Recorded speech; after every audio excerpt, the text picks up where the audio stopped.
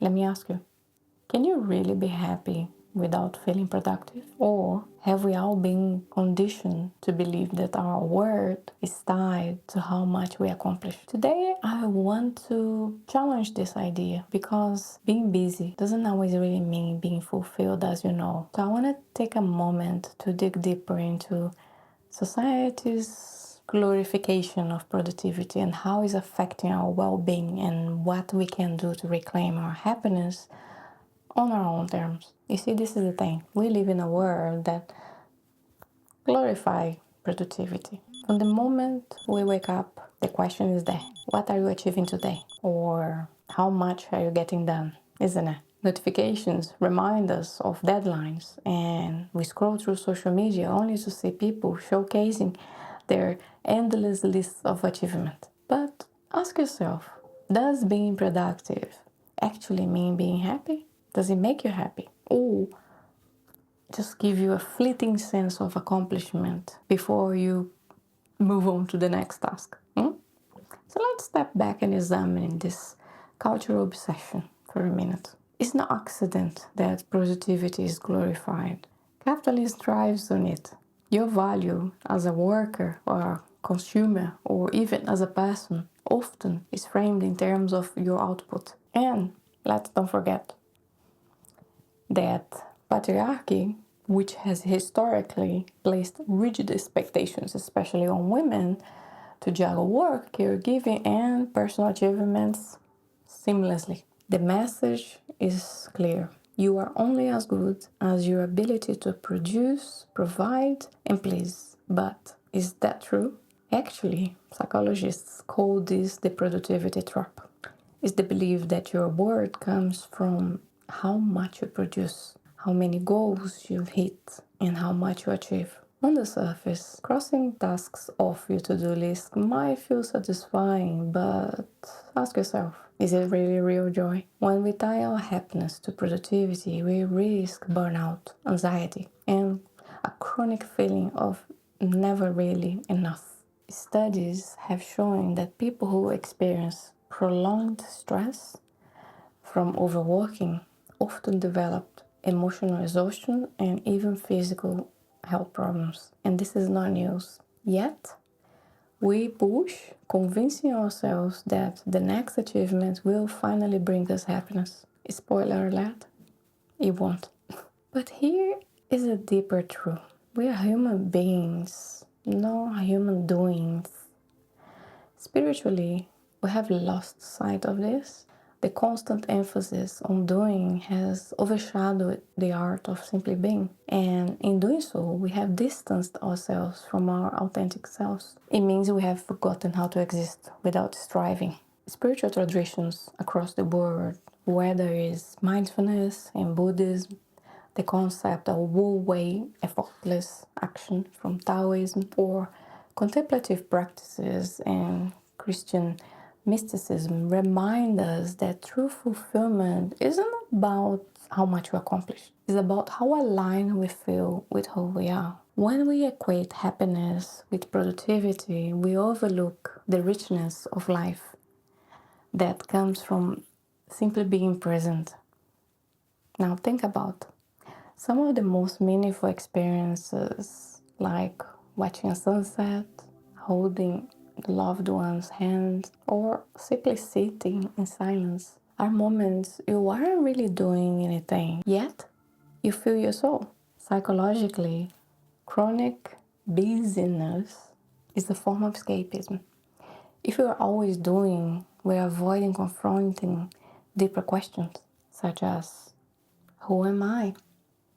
What do I value? What brings me joy beyond achievement?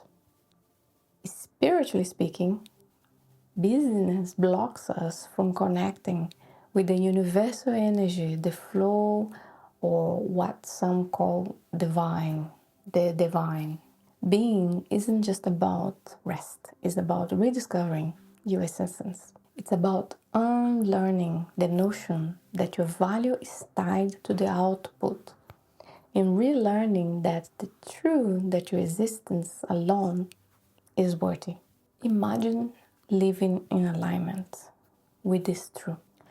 where your self-worth is non-negotiable, unshakable. How would your life change if you didn't need to prove your worth through what you did? Would you feel lighter, freer, perhaps more open to the small joys that often get overshadowed by the endless to-do list? Think about that. And research back this up. Studies on happiness reveal that people who focus on meaning rather than productivity report a higher level of life satisfaction. Meaning isn't about how much you get done in a day, it's about what resonates with you. And this could be in nurturing relationships, pursuing creativity, or simply spending time in nature.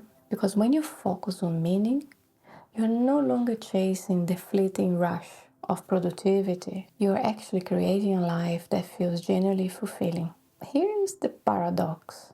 By letting go of the need to be productive, you might actually become more productive in the areas that truly matters. Creativity, for example, thrives when it's not really boxed into rigid timelines. Relationships deepens when they aren't rushed.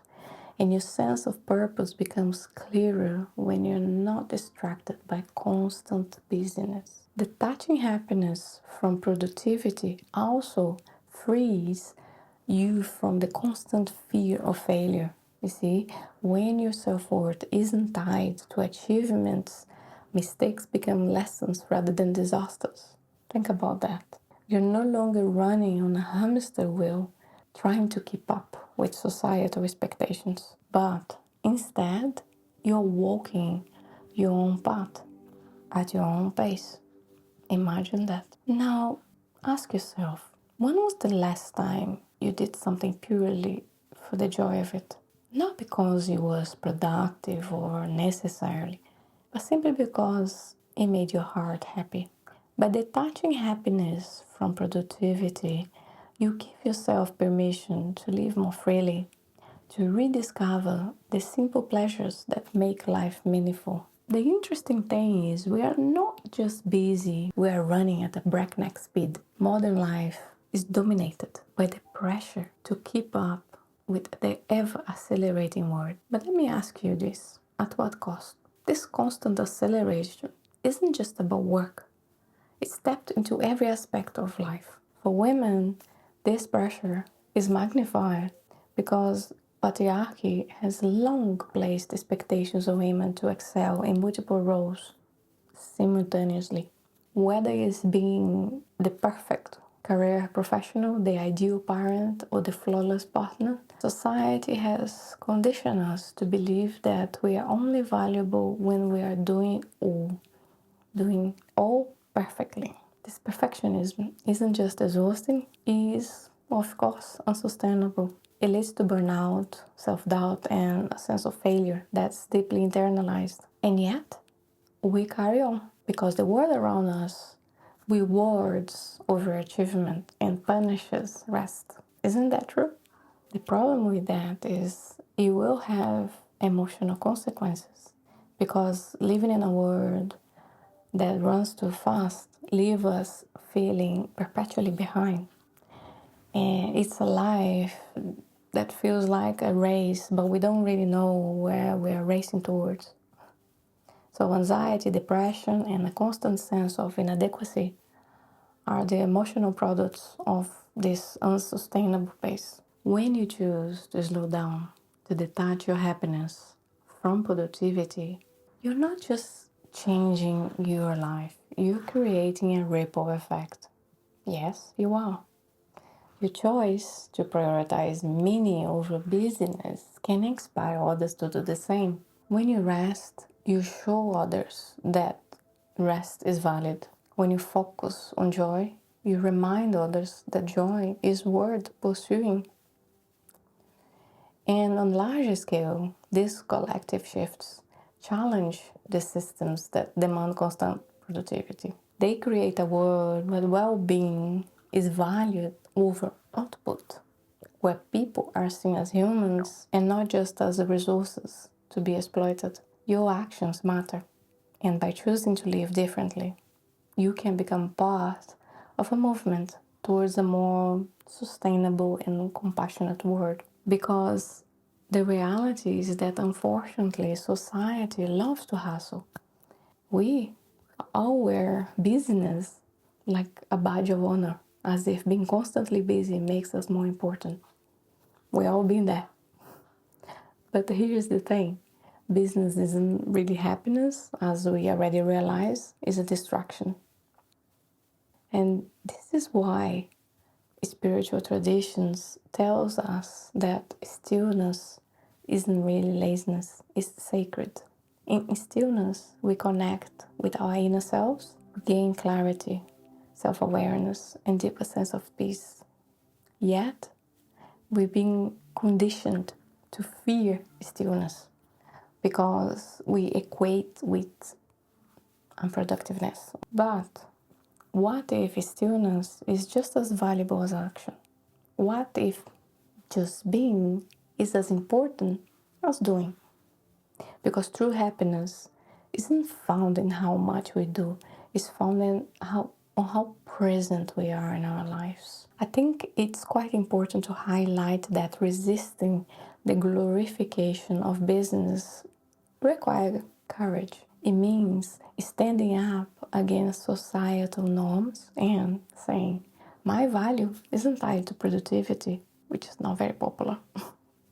It means giving yourself permission to rest, to play, to simply exist without justification. So, considering all that, how can we start to take steps towards breaking free from this toxic cycle of tying happiness to productivity? I can try to offer you some ideas to reclaim your sense of joy and fulfillment. I think one is to start questioning your definition of success. Is it about external achievement? Or it's about an internal alignment? Write down what truly matters to you, not what society tells you it should matter. And spend time engaging with activities that bring joy without any tangible outcome, like dance in your living room, take a nap in the middle of the day, create art without worrying if it's good. Because these moments of unproductive joy remind us that happiness doesn't have to be earned. Incorporate moments of stillness into your daily life. This could be through meditation, journaling, or really just sitting in silence. Think of these rituals as a way to reconnect with yourself. Free yourself from the noise of the world. And I think it's also important to speak out against the glorification of being busy all the time. Share your experiences with others. Normalize rest and self-care as essential, not optional. I think that's very important. And in my opinion, happiness is deeply tied to connection. So try to seek out relationships that nurture, your well-being rather than drain your energy. And keep in mind that being productive doesn't really matter if you are disconnected to the people who really matters most. Also think about this. What if rest wasn't something you earned, but something you simply allowed yourself to have? Experiment with radical rest, taking a full day off with no agenda, or even scheduling do nothing time into your week. If this video made you rethink how you define happiness, I would love to hear your thoughts in the comment section below.